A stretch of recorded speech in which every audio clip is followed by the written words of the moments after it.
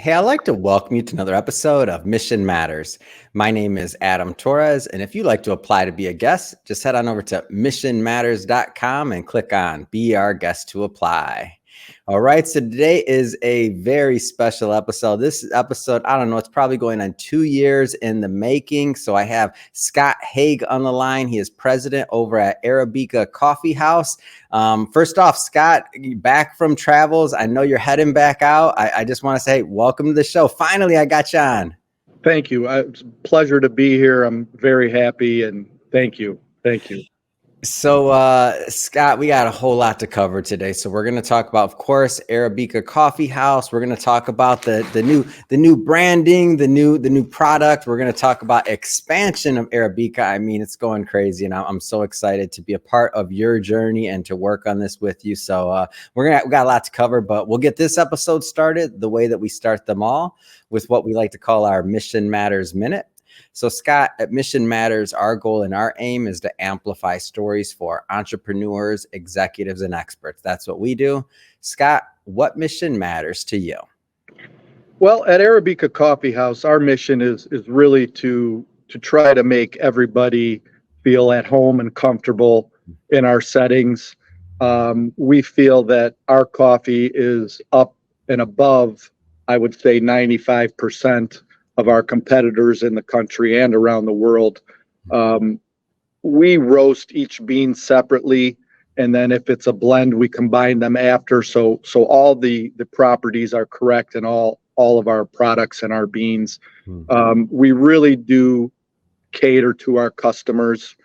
We have a basic menu, but we do allow, every area is a little bit different, so we do allow the local culture or the local people to dictate 15 to 20% of what we do. So we listen. We're there for our people, and we try to get our franchisees the biggest bang for their buck. Yeah. Yeah, and so just a big shout out to Dave Andrus. I know he'll be watching this, and so that's who originally introduced us together and started talking about it. And I believe he was, correct me if I'm wrong, I believe he was a franchisee, or is a franchisee, excuse me, and he still does work very closely with the company. He was one of our authors, of course, in our Mission Matters series. He also is a host on the podcast network. So, and Dave still works within as a franchisee and everything else, right? Like he's a partner, yeah. Correct. Yes, he's a franchisee and he's a partner. I developed an easy concept called Arabica Express, and what this is it's a simple way to put a mini Arabica or a type of kiosk into another existing business. And the goal was to really create extra revenue at a really low cost to our franchisees. Like he put one Arabica Express into one of his gyms, his clubs, Ohio Gym, and he also has Northern Ohio Business Center, and he put one in an Arabica Express in one of those. So it's just to help really our franchisees, or even people who have an existing business. It could be a second concept, it could be a ghost kitchen type of thing. So it's working out well, and Dave's a great guy.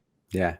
So I want to take a step back in your career and get into what you've done, even prior to coffee, because you've been a restaurant guy for a long time. Am I off of that? Hospitality, restaurants, et cetera, right? Correct. I started when I was 11 years old in 1981. I guess that tells how old I am. My father and my mom, we actually moved from Detroit to Cleveland to open a pizza restaurant, and they worked so hard. They put all of their time, their money into this, and in 18 months, we had 3 locations. Wow. So, Detroit was already pretty well established. Cleveland is, I like to say, 10 years behind Detroit. So we came here with the aim of growing. And that kind of, I love the pizza business, but it also let me know that I wanted to do more. And that's when I really decided I wanted to explore other avenues. Yeah. And so just fast forwarding a bit, how'd you discover coffee? Like, was that always a fascination, or like how'd you get to Arabica? Well, being of the Middle Eastern descent, we're very much coffee drinkers. Yeah. I had developed a brand called Wraps International and we had 8 locations in just under 2 years. And the people from Arabica loved what I was doing, and they contacted me and they said, "Hey, we want you to incorporate what you're doing with our coffee." So I started working with them for maybe a year or so, and things just were not well. It was just not organized, and I told them, I said, "Look, I'll do the work. I'm willing to do it, but I would like to take the company. I'll buy it." And we finally came to a deal because our views just weren't the same. I wanted to expand. They wanted to stay in Cleveland. And so I won. The company came with me, and the rest is history. Was that the original owners and the original like establishment that you bought it from? Well, it was the second owners. The first owner, actually, the first owner, I have to commend him. He was excellent. He started in 1976, and he was one of the first coffee houses in the United States. I mean, he was really ahead of his time. And that's why I asked you that question, and as well, because I think when we first met, I was thinking to myself, and I'm like, wait a minute, coffee houses in the 70s? Because I know this is I mean, nothing against any new coffee brands, by the way. So I don't need any emails or mail from anybody. Like, what? Just because I just started, it's okay if you just started your coffee brand. I'm pulling for you. Like, no, we're about empowering and encouraging the entire coffee industry, other than the ones that sell sugar. I'm not going to say any names. But I won't say Starbucks. I won't say that. But that being said, like, I was just so impressed by the pedigree and even just the origin of the coffee house, like in the 70s, a coffee house. Like, how did that happen? He really was ahead of his time. His name was Carl Jones, and he wanted a place for people to relax, sit, be able to enjoy themselves. He actually roasted on site in our first store on Coventry Road in 1976. And then it really expanded in Cleveland. And then around 2007, when the economy really took a hit, it really hurt us bad. And that's when I decided to go international. Yeah. So the franchise model, like, let's go a little bit into that before we maybe talk about some of the international stuff and how you're expanding. Like how did you come up with the franchise concept in terms of like how to start spreading this thing and growing it? Well, being in the business for so long, franchising, it's not super hard because you're not really reinventing yourself. You're following a strict model. So basically, there's a template. You put your standard operating procedures in the template. Yeah. And that's basically how a franchise goes. So if you're successful in one location and you feel that you can duplicate it, that's basically how the franchising system works. So it's really our systems of operation, the quality of our products, and the fantastic people that work with us. Yeah. So I got a story for everyone. So when I first started getting into, so when I first met Scott, Dave introduces us and he's like, I'm going to send you some coffee. Like, I was expecting a bag or two, like, and I'm like, okay, because I like coffee. And I actually, before meeting you, Scott, I think I've told you this, I thought I knew a little bit about coffee. I was like, oh, I like going to this place. I like going to this place. Like, yeah, I love some coffee. Let's try it. Let's see it. Because we were thinking about like where maybe Mission Matters or where I fit into this whole equation. I'm like, yeah, let me taste it. And the funny story is Scott sends me this box. There had to be, I don't know, 10, minimum 10. There might've been 15 different blends or different flavors. And the organic, oh my gosh, we're going to talk a little bit about the organics in a minute. But I started going down this journey of exploration that just opened up my mind to like what real coffee was. I realized, honestly, I never really had like real coffee. I thought I had, but it was nothing like this. And I started going through the Sumatras, the organics, like you had all of these different kinds, even the regular, like the American blend, like, which was a little bit a different flavor. I was like, wow, like there was just a different level of quality going through all this. And then I was like, oh, I was hooked. Like after that, I was hooked. So maybe like, let's spend some time, Scott, and talk about the product. Because what just me going through my tasting journey and what you've also taught me about product, like I feel like many people that'll watch this think they know coffee, and maybe like me, I thought I knew coffee and I didn't. So talk to us about the product. Well, we source beans from over 40 countries around the world. We only use the select either grade A or triple A Arabica beans. We'd never use Robusta. Yeah. And as I stated earlier in the show, So what does that mean? What's the importance of that? I don't want to skip over that. The Arabica bean is the taste. It's better. It's a smaller bean. There may be a little bit less caffeine in it, but the quality and the taste, it's not comparable. So that's where that flavor comes from. Correct. The Robusta, you get a lot of bitterness at the end, and you're like, that's what a lot of instant coffees are made. Or some companies will say, okay, here's an Arabica blend, and it'll be 50% Arabica and 50% Robusta. We don't do that. We roast everything separately, and everything is blended at the end. So each bean, it's like a vegetable. If you're cooking a vegetable, each vegetable might take a little bit of a different amount of time to be soft where you want it to be able to cook to throw in your soup or whatever that may be. Same thing with coffee beans. The texture, the size, everything's a little bit different. So we roast each bean separately.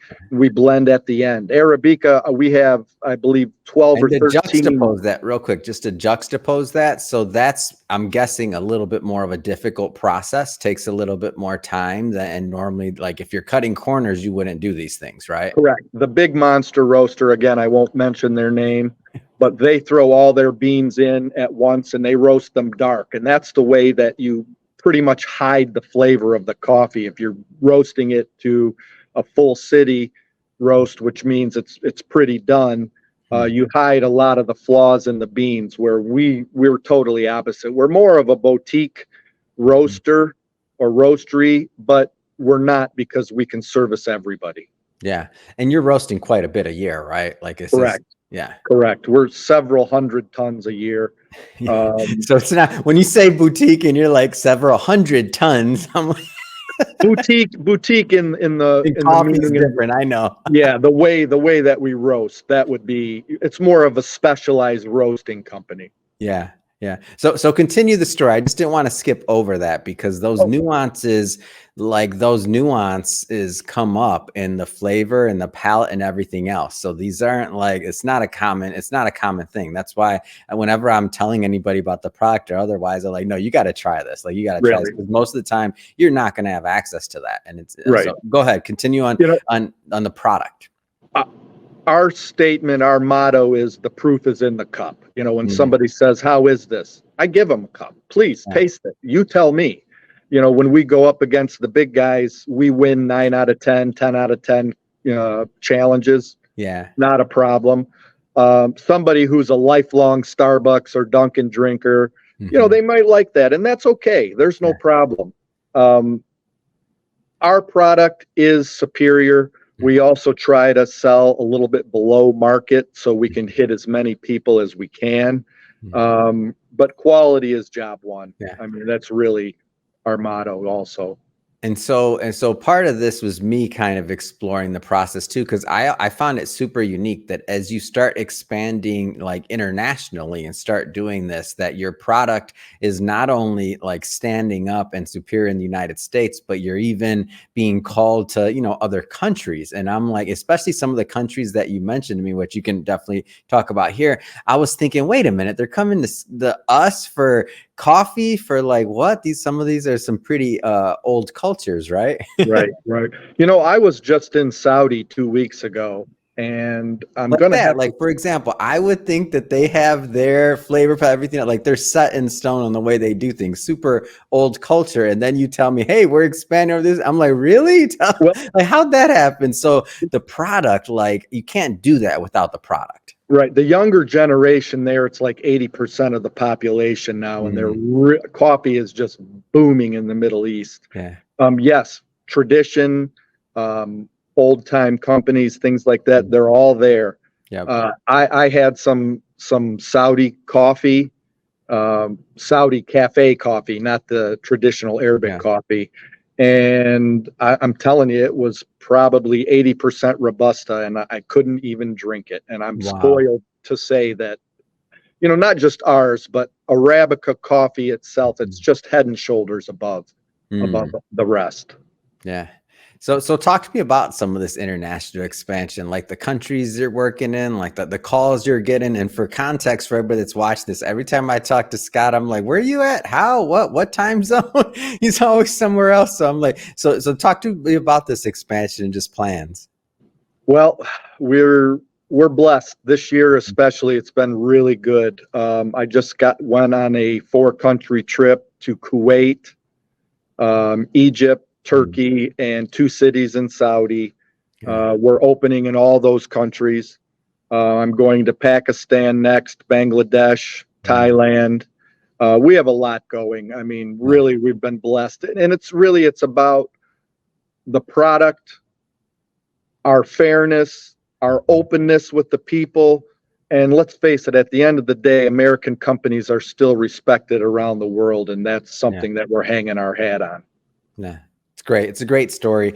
And so one of the things that that I'm proud to announce is that we've been working with really hard to get product available online website, and really just making it user friendly so that others can get access to it, so they can order it and enjoy it in their home too, because they don't know Scott, so he's not going to mail them something.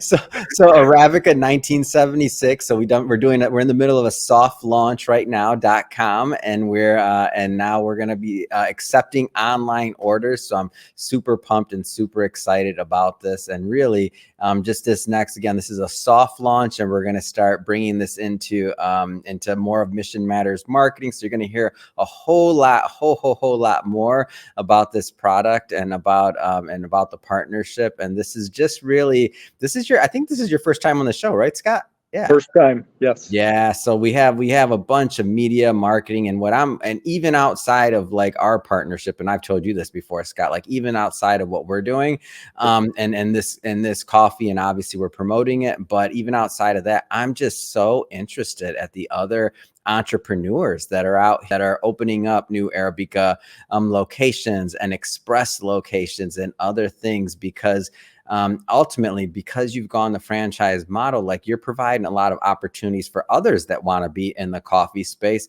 with a superior product. So talk to me a little bit more about your vision for providing this opportunity, and specifically for the franchising side of things, and kind of what that looks like. A lot of people watch this and they're thinking about, hey, thinking of a franchise, what space they want to be in or otherwise. So I want to make sure to get your hat in the ring on this one.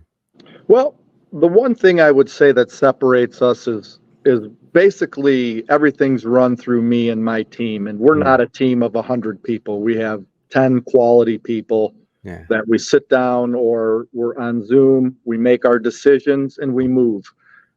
We feel that acting fast and appropriate is really how to do business, especially in this day and age. If you snooze, you lose, and we're not going to lose. We pride ourselves in nobody outworking us. Now, as I say that, and we offer a little bit of flexibility in our franchises, where most of them are very hard on the line. You must follow ABC, and there's no variance. We're a little bit different, where we'll give variance as long as we help create the product and make sure it's up to our standards. So we don't want to let anybody down. We want to make sure if they get an espresso, or if they get a latte, or if they get a bubble tea, it's all great quality. That's what we do. Good quality at fair prices. We want everybody to be able to enjoy our products. And that makes sense, right? Because you're also doing, you're going into different markets. Like you couldn't service let's say the Middle East, Turkey, the United States, like different palettes, different types of products that they want and that are going to sell, right? Am I misunderstanding that? I just want to make sure I'm on. I think, no, you're 100% right. Like I said, we have our basic menu with the European espresso drinks and things like that. We have some Asian influence in our bubble teas. We have all the cold drinks, everything. But as I say, in the Middle East, if there's something like a certain flavor syrup, or something that they like more, like they like pistachio there, where here in America it's not so popular. Why not let them serve it? It's not hurting us. If we have it and it's already a good quality product, there's no problem with that as far as I'm concerned. Yeah, it makes sense. It makes sense. And then if you think about the like just the brand, I think it's interesting. Like I crack up about this when I think about it. I'm like, a Cleveland company started in the 70s. has a coffee place in the Middle East or in Turkey or in like all these other countries you're looking at, like, what does that feel like for you just as an entrepreneur, like you personally, to be able to spread and continue to spread that brand really worldwide? What does that feel like for you? It's nice. Honestly though, pride and the joy is if Yeah. my franchisees are happy and Yeah. if they keep continuing to expand, then I'm happy. If Mhm. I always tell somebody, if I think that there's a chance you're not going to open in a particular location, Mhm. I will tell you no. Many people will not do that, but Yeah, I they'll don't just take want. the money, right? Like the Correct. franchise, or they're like, hey, yeah, great. I Okay. don't want to hurt them and I don't want to hurt my brand. So we're Yeah. doing what's best. We're opening in Arkansas, in Fort Mm. Smith, Arkansas in a few weeks. That's our first one in America outside of Cleveland, Ohio. Yeah. So Congratulations. That's thank you. amazing. Perry That's Patel, amazing. shout out. I just, if it's a good person and good Yeah. location, and if they're financed, because I don't want them to struggle just in Yep. case it takes a few months to get on their feet, then I'm all for it. We Yeah. want success. We want to grow our brand properly. We want everybody happy and to grow together. If we grow together, we're successful. And who'd you say that was? You said it was in Arkansas? Yes, Perry Patel is his name, Fort Smith, Mm. Arkansas. Good man. Amazing. Congrats, Perry. And hey, we got to get Perry on the show. I want to hear Perry's story because this is interesting. Another entrepreneur to feature, like in the Arabica family. So Great, welcome to the family, Perry. That's great. amazing. Yeah. Well, Scott, I just have to say it has been great catching up with you. Finally get you on the show. I know you're heading back out. You're going somewhere abroad pretty soon, like always. That being said, if somebody's watching this or listening to this and they want more information on Arabica Coffee House and just to, connect and follow the journey, what's the best way for them to do that? The best way is www.arabica-cafe.com Yeah. or check out our news website that we have with Adam, Arabica 1976. If you're interested in some coffee, Yeah. we can make it happen at reasonable prices shipped. Amazing. And we'll put and for everybody watching or listening to this, we'll put all that information in the show notes. And don't forget to hit the subscribe button if you haven't already. We have many more interviews coming up and we don't want you to miss a thing. Scott, thank you so much again for your Thank time. you. And I can't wait to the next time we get to do this. Thank you, Adam.